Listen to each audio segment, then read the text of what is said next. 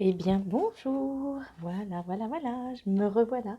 J'espère que vous avez passé de belles fêtes de Noël, que vous avez pu profiter des vôtres, profiter de cette période un petit peu à part, cette petite parenthèse de joie et de bonheur, j'espère. Voilà, je voulais remercier tout d'abord les personnes qui ont été voir ma vidéo sur la magie de Noël, l'âme agit.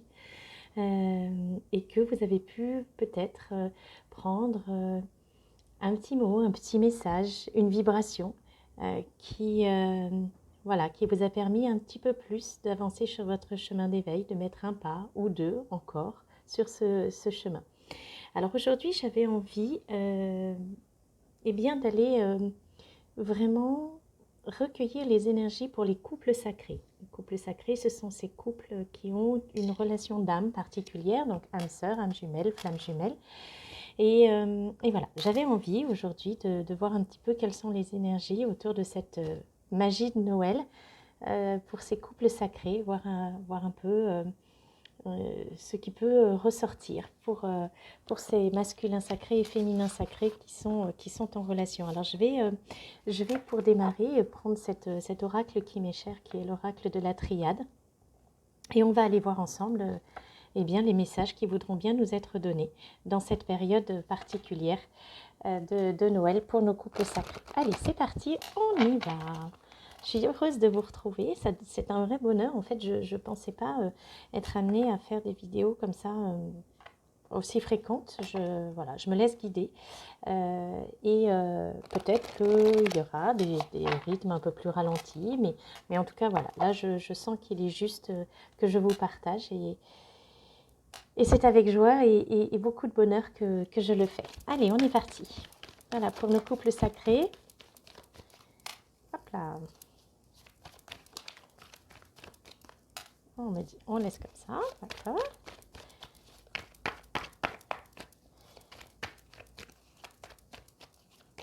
Et j'entends, on va reprendre le cours de l'histoire de nos couples sacrés. Ok, on reprend le cours de l'histoire. Hop là.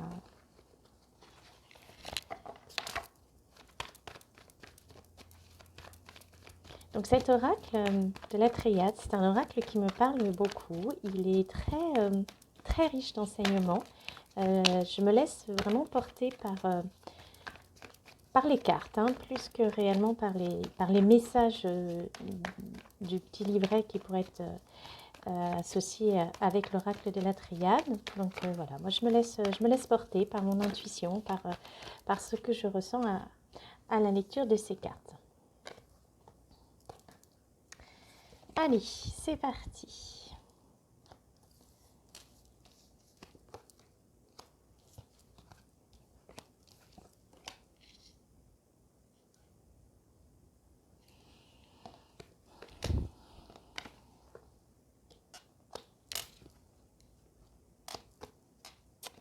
Alors, je vous montre un petit peu ce qui nous est proposé. L'erreur, le retour, la mutation, le choix, l'isolement. Et on me demande de séparer. Je ne m'attendais pas à ça, parce qu'on m'a dit on va poursuivre l'histoire. Alors je pensais qu'on poursuivre l'histoire, mais non, en fin de compte, il y a bien, on poursuit l'histoire pour le masculin et on poursuit l'histoire pour la féminine. Et on voit bien ici la femme, l'éternité, la nécessité, la fin, l'oméga et la naissance. Ok, alors on y va. Donc j'entends que... ok, j'ai compris. D'accord, je comprends mieux pourquoi on me disait on va poursuivre l'histoire et que voilà. Donc pour tout un chacun dans sa part masculine et sa part féminine en soi, eh bien il y a un retour. Il y a une analyse sur tout ce qui a pu être vécu au cours de sa vie comme étant source d'enseignement. Personnellement, je n'aime pas trop cette notion d'erreur. Je pense, très sincèrement, et ça n'engage que moi, bien évidemment, que dans la vie, nous ne commettons pas d'erreurs. Nous n'avons que des expériences qui nous est proposé de vivre et que de ces expériences, nous allons tirer un enseignement. Donc effectivement, on va faire un peu un point, un bilan sur ce qui a été source d'enseignement dans nos vies et que nous avons pu considérer comme étant des erreurs de jugement ou des erreurs d'appréciation ou même d'avoir pris des chemins qui n'étaient pas forcément les chemins que nous aurions souhaité emprunter parce qu'ils ont pu être souffrants, parce qu'ils ont pu entraîner la révélation de blessures. Et c'est en ça que je dis qu'ils sont source d'enseignement. Donc on revient là-dessus, on va aller chercher, on va aller investiguer ce qui pour nous a pu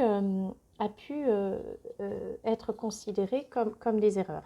Et surtout, en fait, on va mettre fin à une certaine forme de récurrence dans le vécu de ces enseignements. C'est-à-dire que la vie nous présente, et c'est en ça que je trouve que ce serpent Ouroboros est vraiment très intéressant.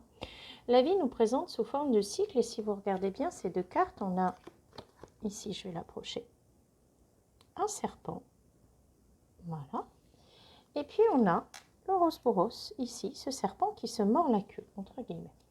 Donc la vie nous présente des enseignements, des situations que nous pouvons vivre et que nous pouvons être amenés à revivre sous forme de récurrence. Et pourquoi est-ce que éventuellement la vie nous amène à revivre des situations? Bien parce que sur la première présentation de la situation, on n'a pas très bien compris le message. Non, c'était pas très clair. Ou en tout cas, on n'a pas voulu le comprendre. Et la vie dit, ok, tu n'as pas voulu comprendre la première fois, je te représente une deuxième fois. Que vas-tu tirer comme enseignement de ce message que je te représente une deuxième fois, sous forme éventuellement d'erreur, entre guillemets. Encore une fois, hein, je vous le dis, c'est un terme que je n'aime pas parce que pour moi, je trouve qu'il n'y a pas d'erreur dans la vie, il n'y a que des situations proposées. En fait, là, on est en train de faire, dans ces couples sacrés, un peu un bilan de ce qui a été vécu, ressenti dans la matière.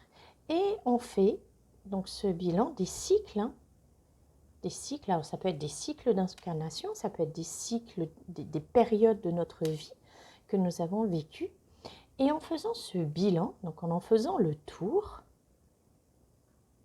ça nous permet de mettre en lumière notre parcours d'évolution, ce fameux chemin d'éveil que je vous propose de partager.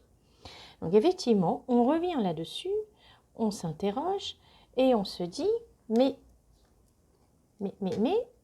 est-ce que j'ai vécu toujours ces mêmes situations, mais en les vivant, je m'aperçois que cette spirale s'agrandit, que certes, j'ai l'impression peut-être quelquefois de revivre des situations, mais en fin de compte, j'évolue.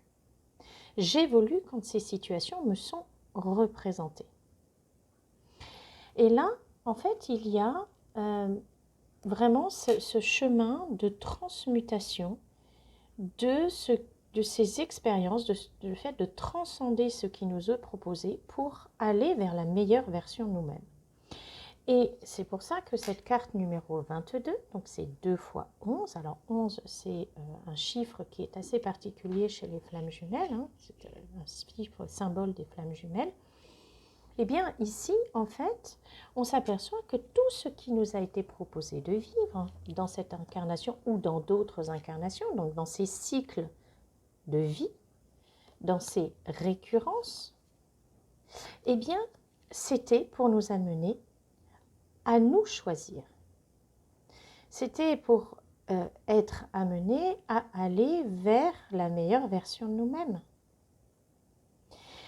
Donc effectivement, on a pu avoir des choix à faire, des choix à poser, des situations qui nous ont été proposées de vivre et de revivre, et encore, tant qu'on n'avait pas peut-être pris la pleine mesure de l'enseignement qui était caché derrière ces situations.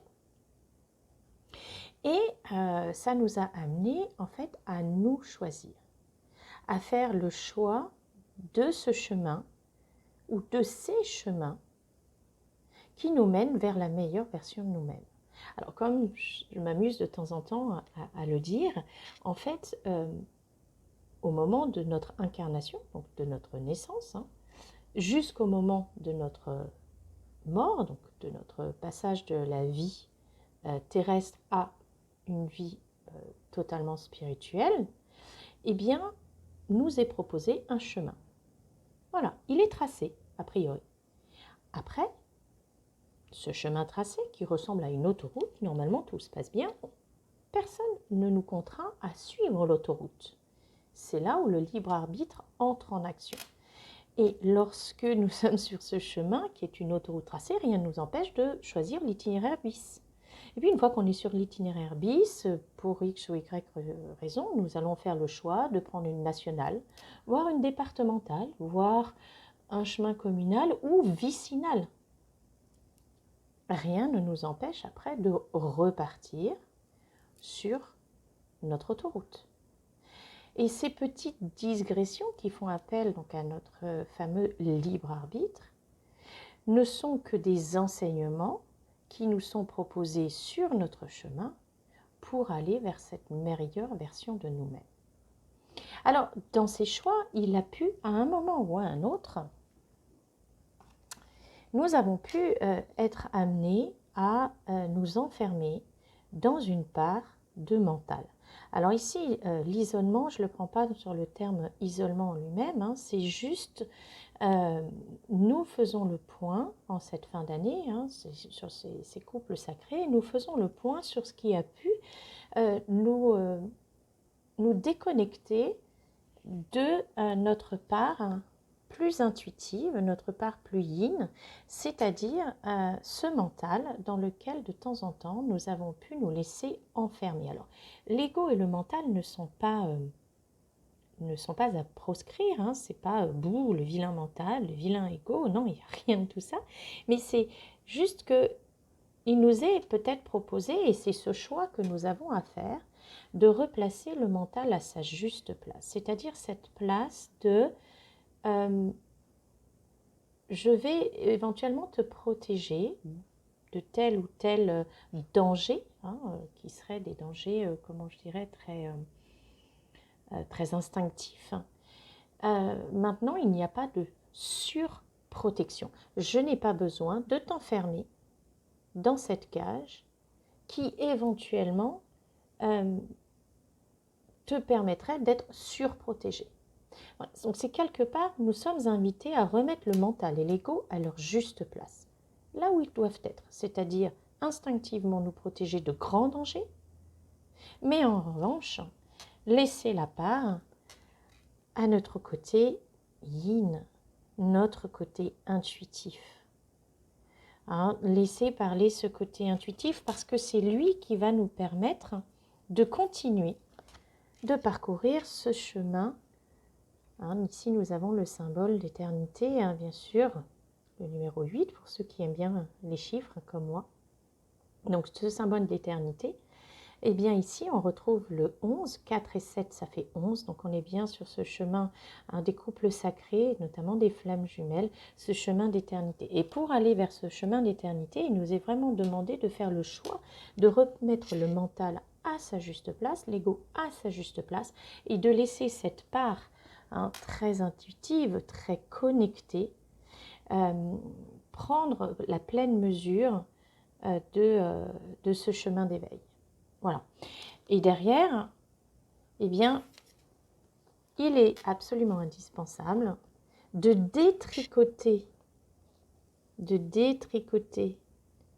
que nous avions appris ici, on a le petit fuseau, de détricoter ce que nous avions appris à faire pour bien, nous libérer et aller vers la fin d'une certaine forme d'enfermement du mental pour renaître et éclore à cette nouvelle entité, cette nouvelle entité équilibrée entre son yin et son yang. Donc on nous demande de nous équilibrer entre notre part féminine et notre part masculine ici, et on est sur un chiffre 33, 3, donc 3 fois 11, la communication avec le 3 et le 11, hein, ce chiffre des flammes jumelles qui nous signifie bien qu'on est là sur une renaissance, hein, à soi-même avec une purification éventuellement des émotions et un rééquilibrage de cette part masculine et de cette part féminine, c'est-à-dire de faire taire ce mental un petit peu et de laisser la part plus intuitive s'exprimer dans cette évolution qui est la nôtre en ce moment. Alors, allons un petit peu plus loin, voir ce qui nous est proposé.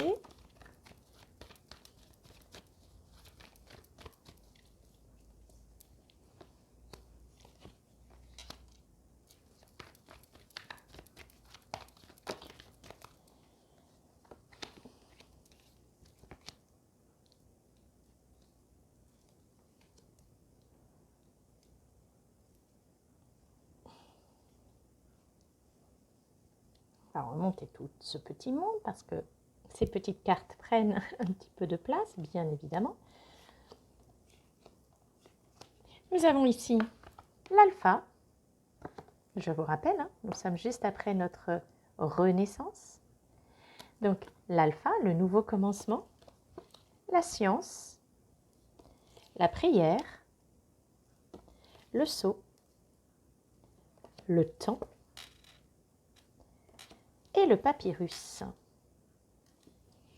Alors, donc cette renaissance à nous-mêmes, ce rééquilibrage, hein, de notre part yin plus féminine et notre part yang plus masculine, le fait de mettre en veilleuse notre ego nous permet, voilà, d'être sur un nouveau départ.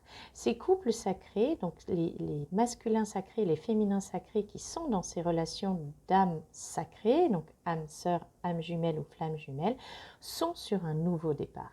Elles sont sur un nouveau départ et elles ont la pleine connaissance et la pleine conscience de ce qui est en train de se jouer. Donc, elles sont aujourd'hui parfaitement en conscience, que ce soit les masculins sacrés ou les féminins sacrés, de ce qui est en train de se jouer au sein de ces couples sacrés. Donc, on est sur des personnes qui vont avoir vraiment accepté le lien qu'ils ont avec leur autre, qui sont éveillés au lien qu'ils ont avec leur autre, qui sont en train de démêler toutes les connaissances qui peuvent être liées, associées avec ce lien si particulier d'âme, et qui se rendent compte que, eh bien, effectivement, il y a une flamme qui brille, donc une lumière pour le masculin sacré, une lumière pour le féminin sacré, et cette lumière du lien. Donc on est vraiment sur 1 plus 1 égale 3. On a ces 3 entités qui sont connectées au divin et qui ont la pleine connaissance et la pleine conscience de ce qui se joue dans ce lien. Et ce qui se joue dans ce lien, eh bien c'est vraiment le fait qu'il y ait quelque chose qui était scellé avant même cette incarnation. Les 3, que ce soit donc le masculin sacré, le féminin sacré et le lien, que je considère comme étant une entité à part entière, il y a pleine conscience de ce qui s'est joué avant cette incarnation. Et il y a surtout la pleine conscience de ce qui est en lien avec le divin, que ce qui s'est lié avant l'incarnation, c'est quelque chose qui est tripartite entre les deux âmes, ou l'âme scindée en deux quand il s'agit de flammes jumelles, et le divin. Et qu'il est temps d'aller honorer le contrat. Le temps est venu que le voyage, hein, qui a été entrepris s'achève pour aller honorer le contrat qui a été donc signé entre les deux âmes, ou encore une fois l'âme scindée dans le corps, et le divin. Voilà, c'est vraiment le message fort, hein, du moment. On est sur un nouveau départ avec cette fin d'année. et qu'il est temps effectivement que ce contrat d'âme, on voit ici, on a l'âme qui vient de sortir, ce contrat d'âme soit honoré. On est vraiment sur cette tendance, hein, cette mouvance sur cette fin d'année. On va aller voir ce qui nous est proposé d'autre comme message.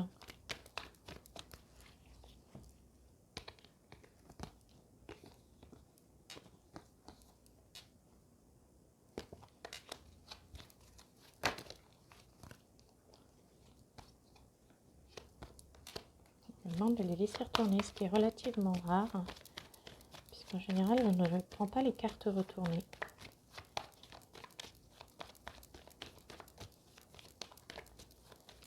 On va voir si on nous en donne encore deux autres. Ok. Alors, donc je vais juste intervertir. Voilà, donc on avait ce contrat, hein. On a l'âme, l'élévation, l'arme, la purification, l'eau, la sagesse, le silence retourné, mais on va y revenir en fait, hein, c'est pas si simple que ça, le silence, le désert retourné, la protection et l'énergie. Alors ici, ce que j'entends, c'est que dans cet instant où il est demandé d'honorer le contrat, alors pourquoi? Parce qu'en fait, en ce moment, on a des couples sacrés pour lesquels il y a une montée en taux vibratoire. C'est-à-dire qu'il y a un appel de l'âme et des âmes, hein, ou des deux parties de cette âme scindée dans deux corps, qui appellent à une montée en taux vibratoire et à se poser sur ce nouveau taux vibratoire pour avoir un certain équilibre. Et cette montée en taux vibratoire, cette montée... Ce cheminement spirituel, ce développement spirituel, en fait, c'est très clairement le moment où les âmes sont armées. Sont armées pourquoi? Eh bien, sont armées pour aller purifier ce qui reste à purifier, notamment dans leurs émotions. Aller chercher au fond d'elles, au fond de cette âme, ce qu'il reste à rééquilibrer, à purifier au niveau des émotions.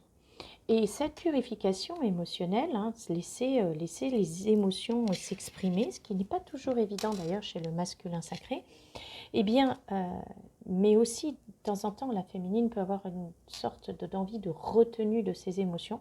Là, on dit que avec tout le chemin, et on voit ici que cette arme hein, qui est tranchante, 3 et 8, ça fait 11, donc on est bien sur ces armes, le fait que les âmes jumelles, flammes jumelles soient armées pour aller à l'écoute de leurs émotions et de le faire en fait en sagesse, en conscience. Ici, on a ce troisième œil hein, qui est connecté au divin et on voit bien, on retrouve la pyramide de l'élévation de tout à l'heure et on retrouve cette lune, hein, donc on est bien sur le fait d'intuitivement écouter ses émotions et de laisser libre cours à cette part émotionnelle, intuitive, reliée au divin dans la sagesse de la guidance et de la reliance. Il n'est plus temps de faire silence. C'est ce que j'entends. Il n'est plus temps de faire silence. Alors, je vais la retourner un petit peu. Il n'est plus temps de se taire. Il n'est plus temps de taire ses émotions. Il n'est plus temps de laisser sa bouche fermée et de ne pas affirmer qui nous sommes. Le moment est venu pour ces couples sacrés de sortir du silence. De sortir du silence et de sortir d'une certaine forme de traversée du désert où elles ont pu s'interroger sur leur place, le fait de se dire est-ce que je suis à ma place, est-ce que j'ai une justification d'être qui je suis. Voilà, cette traversée du désert, il n'est plus temps. Il est temps d'entrer dans la lumière, dans son propre rayonnement. Et c'était le message hein, que nous avions déjà eu sur Noël. Hein. Et là, il est dit aux flammes, la traversée du désert, c'est terminé. Le fait de faire silence sur ce que nous sommes, c'est terminé. Et qu'aujourd'hui, nous sommes accompagnés, guidés et protégés pour affirmer qui nous sommes.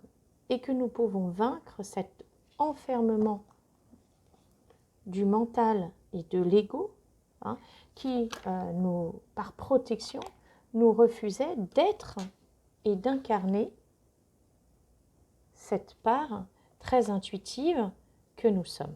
Donc aujourd'hui, nous avons donc cette protection. Hein. Nous pouvons entamer un nouveau cycle. De 8, ça fait 10. Hein, c'est la fin de quelque chose pour entamer un nouveau cycle. C'est bien l'alpha et l'oméga. Nous retrouvons ici l'Ouroboros, hein, donc le cycle. Et derrière, on nous dit que nous avons à rayonner. Nous avons, parce que le rayonnement, c'est une forme d'énergie, hein, lorsque une lumière est émise, c'est de l'énergie. Nous avons à rayonner, nous avons à libérer notre énergie. Et c'est ce qui nous est demandé aujourd'hui, c'est de libérer par l'élévation, par l'ascension que nous avons traversée, qui a été la nôtre notamment tout au cours de cette année, mais aussi peut-être des différents cycles au cours de cette incarnation et des différents cycles d'incarnation, eh bien, nous sommes amenés à rayonner, à libérer cette énergie qui est en nous, ce qui permettra aussi à tout à chacun qui gravite ici, autour de nous, dans notre orbite, de bénéficier de ce rayonnement et d'aller vers son propre chemin d'éveil. Voilà, voilà ce qui nous est proposé dans l'instant. Alors, nous allons poursuivre, voir s'il y a d'autres messages pour ces couples sacrés.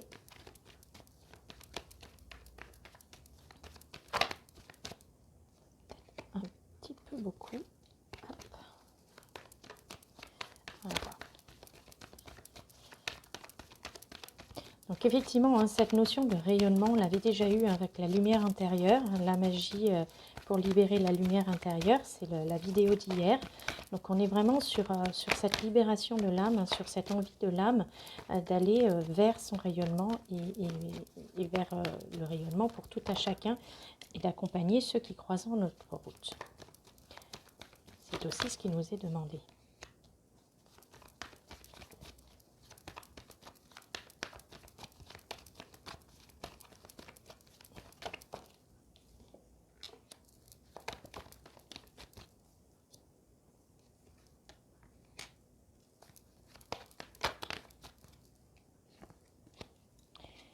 Alors, nous avons l'adversaire, la tentation, la mort, l'homme et le message. Donc ici, nous avons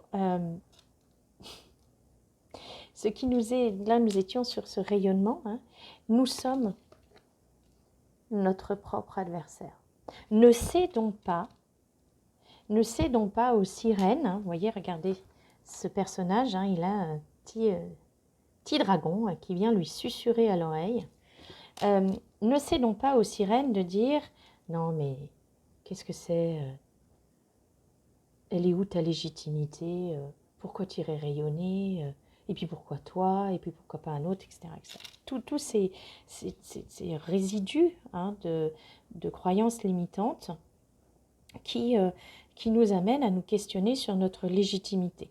Et là, le message, il est très clair. Ne cédons pas à la tentation de nous interroger sur notre légitimité, mais laissons-nous rayonner. Ici, il y a une transformation qui est en train de se produire au sein des couples sacrés, hein, qui est je fais le bilan de mon année passée. J'analyse les cycles qui ont été les miens au cours de cette incarnation, mais au cours de toutes les incarnations aussi que j'ai pu vivre.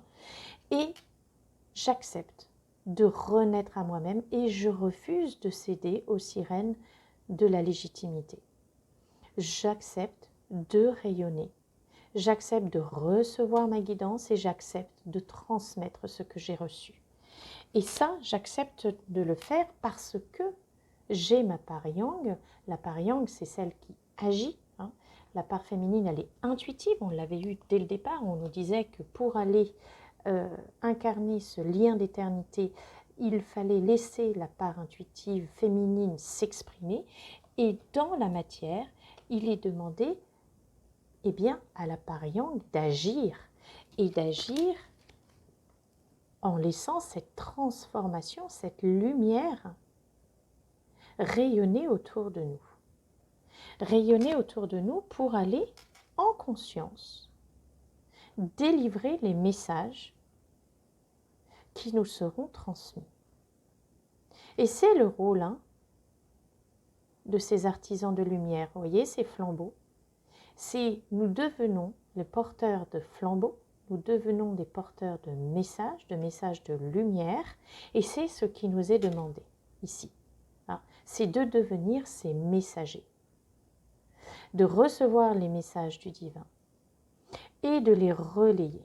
Alors après, la manière de les relayer, ça, c'est propre à chacun. Ça peut être autour de vous par des discussions, ça peut être au travers, comme là je le fais, d'une vidéo, ça peut être par l'écriture, ça peut être... Voilà, il peut y avoir plein de manières de relayer ces messages, mais ce qui vous est demandé, c'est de rentrer pleinement dans votre incarnation d'artisan de lumière. Voilà. Et ça, c'est la part yang. C'est la part qui agit, qui va prendre en charge dans ces couples sacrés ce rayonnement, cette mission de vie pour les âmes sœurs ou cette mission d'âme pour les flammes jumelles de rayonnement de lumière, d'artisan de lumière.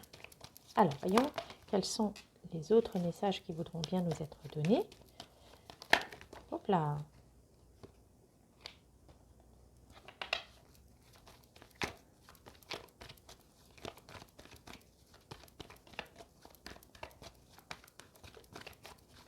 Je trouve que c'est vraiment des messages très forts, c'est des messages qui martèlent en disant il n'y a plus de raison de vous laisser, de vous en laisser compter en fait. De vous en laisser compter par votre mental qui vous dirait non mais c'est bon, qu'est-ce que tu vas aller être guérisseur, être énergéticien, qu'est-ce que tu vas aller utiliser des cartes pour comprendre. Non, non, laissez le mental de côté, il y a plus, ne soyez pas votre propre adversaire, il n'y a plus à douter, hein, vous allez voir que... Hop, voilà. Il n'y a plus de place pour le doute. On me demande à nouveau de la laisser retourner. Il n'y a plus de place sur le doute. Et le doute est tombé sur l'adversaire. Ne laissez pas le doute être votre adversaire. Vous êtes la clé. Vous êtes la clé d'éternité. Vous avez, dans cette incarnation, choisi d'incarner cet artisan de lumière. Ne laissez pas le doute. Et c'est la clé vers la réalisation du contrat. Il est temps d'honorer le contrat. Le contrat que vous avez signé, bien évidemment, avec votre autre et le divin.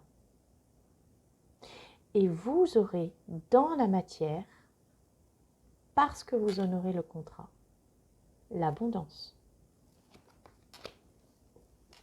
Le nadir, c'est le numéro 8, l'éternité, c'est l'âme qui agit, reliée ici avec son troisième œil. Si vous vous souvenez de la carte de la sagesse, je vous la remontre. On a exactement ce même petit point lumineux. Donc ici, l'âme prend les commandes, la magie de l'âme qui agit. Et ça, c'est quelque chose qui va pouvoir être très soudain. Ça peut être une prise de conscience en un claquement de doigts. Et cela va déconstruire les dernières, les derniers piliers de croyances limitantes qui pourraient subsister. Cela va fendiller ce qui restait à fendre. Il n'y a plus de place pour l'ancien. L'âme est aux commandes, pas la matière. L'âme prend les commandes. Donc ne doutez pas, ne soyez pas votre propre adversaire.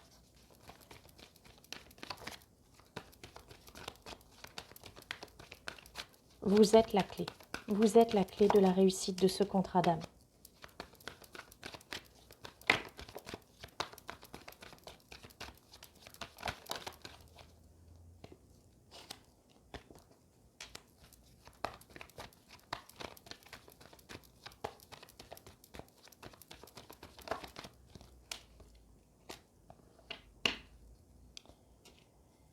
Le delta, la paix, le pardon, les frères et le malheur.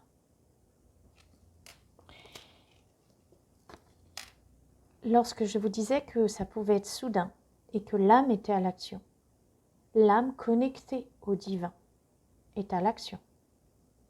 La reliance ici au divin.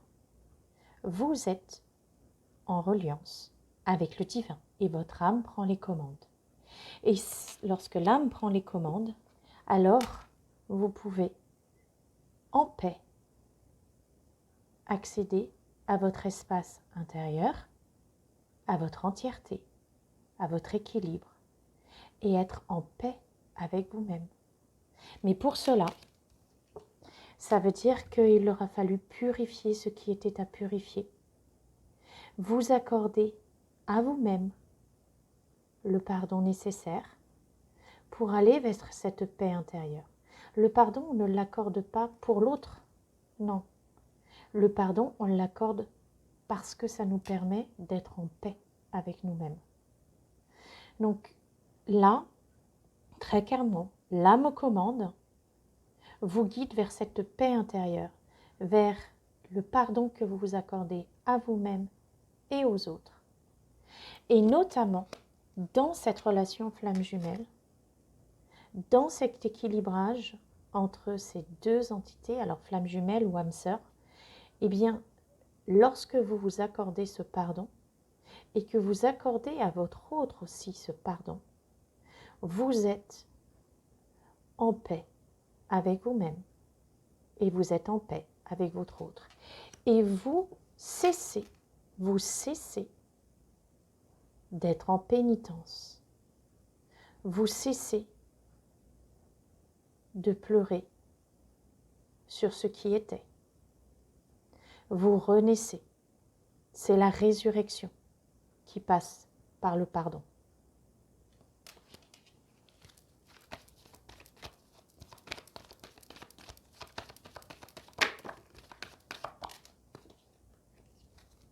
On me demande de la laisser là, celle-là. D'accord ?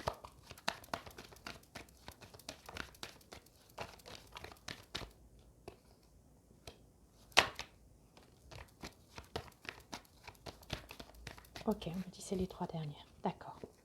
Ok. Donc je vous montre comment on m'a demandé, donc sur le pardon et sur les frères, donc sur le pardon dans ce couple sacré. On me demande, donc est tombée d'abord la carte de l'amour, la méditation et l'équité.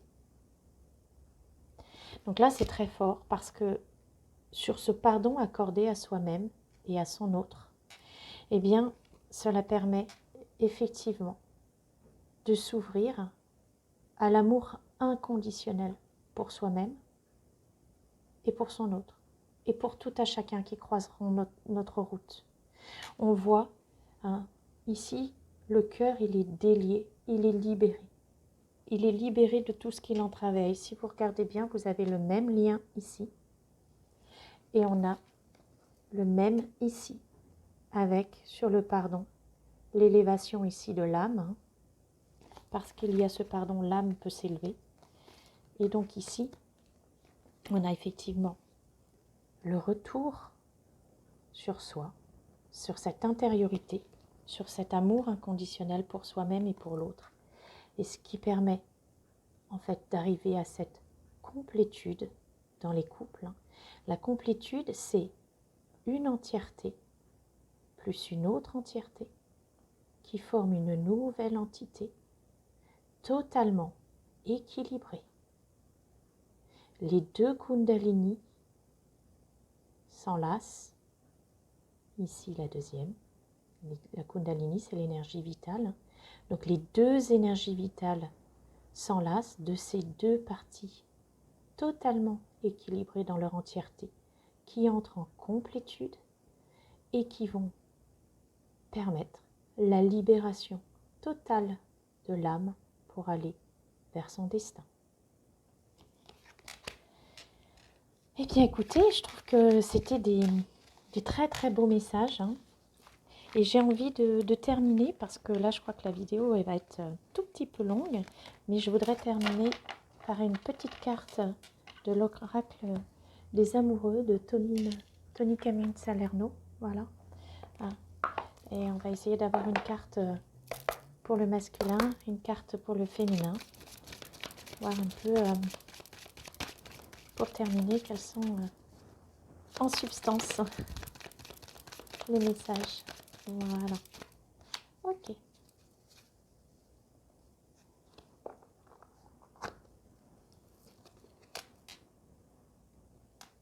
Allez, masculin et féminin, voici les messages qui vous sont délivrés.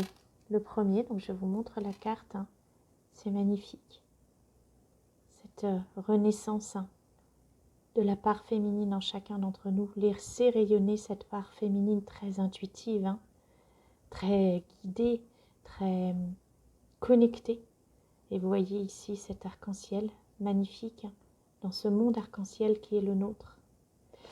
Et on vous dit, liberté, rien ne peut t'arrêter, féminine. Le chemin est limpide, si tu veux qu'il le soit. Donc laissez parler cette part de féminin, de féminin sacré en vous, cette part yin, cette part très émotionnelle, très intuitive. Voici la deuxième, regardez comme elle est belle. Magnifique, hein? Amitié, nourris les liens d'amitié à l'intérieur de ta relation et ta vie amoureuse va s'améliorer considérablement. Voilà. Soyez l'un pour l'autre, l'un avec l'autre. Pardonnez-vous, pardonnez tout et ouvrez-vous à cet amour inconditionnel pour vous et pour votre autre que vous aimez infiniment. Merci d'avoir suivi cette vidéo. Je vous envoie tout mon amour et j'espère que vous y trouverez quelques messages, quelques vibrations pour vous. À bientôt.